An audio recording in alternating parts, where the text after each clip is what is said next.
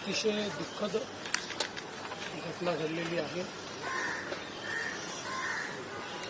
अतिशय अनाकलनीय अशा परिस्थितीमध्ये विमान अपघातामध्ये राज्याचे उपमुख्यमंत्री अजितदादा पवार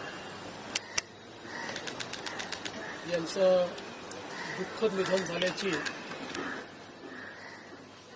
वार्ता सर्वांना मिळाली आणि संपूर्ण महाराष्ट्रामध्ये शोककळा पसरली। खरं म्हणजे श्री अजितदादा पवार महाराष्ट्रातले एक लोकनेते होते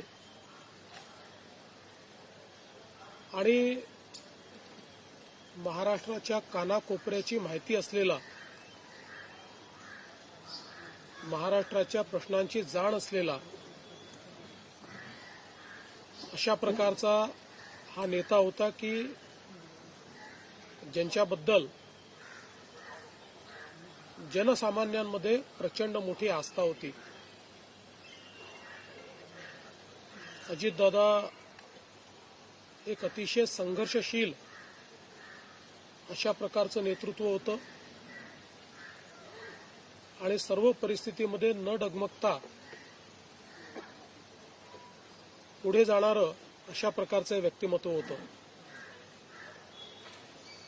महाराष्ट्राकरता आजचा दिवस हा अतिशय कठीण दिवस आहे, कारण अशा प्रकारचं नेतृत्व तयार व्हायला